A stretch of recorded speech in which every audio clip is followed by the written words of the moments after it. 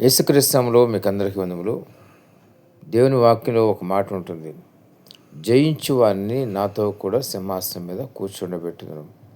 అంటే పరలోక రాజ్యం వెళ్ళినప్పుడు మరి దేవునికి ఉన్న సింహాసనంతో పాటు మనం కూడా అక్కడ మరి దేవునితో కూర్చుంటాం. గమనించండి, జయించడం అంటే ఏంటి?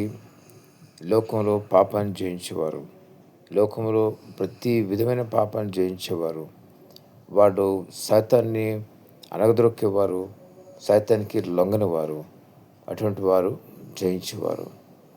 మరి ఆ జయించే జీవితం ఎక్కడి నుంచి వస్తుంది?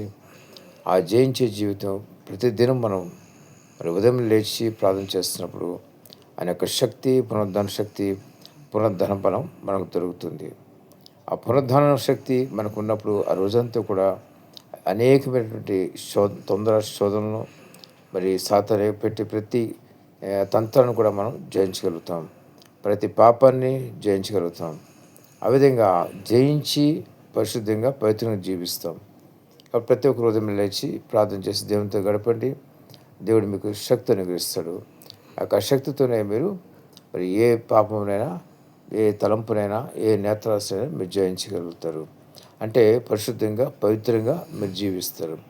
దేవునితో గడిపినప్పుడు దేవుడిచ్చే ఆ యొక్క పునరుద్ధాన శక్తిని బట్టి ప్రతి ఒక్కరు కూడా పరిశుద్ధంగా పవిత్రంగా జీవించగలుగుతారు. ఆయన కృపను బట్టి ప్రతి ఒక్కరు కూడా పరిశుద్ధులుగా ఉండగలుగుతారు. కాబట్టి గమనించండి, మనంతట మనం ఎవరు కూడా మరి జయించలేం. కానీ ఆయన శక్తి మనకు తోడుగా ఉన్నప్పుడు మరి ప్రతి పాపను కూడా మనం జయించగలుగుతాం.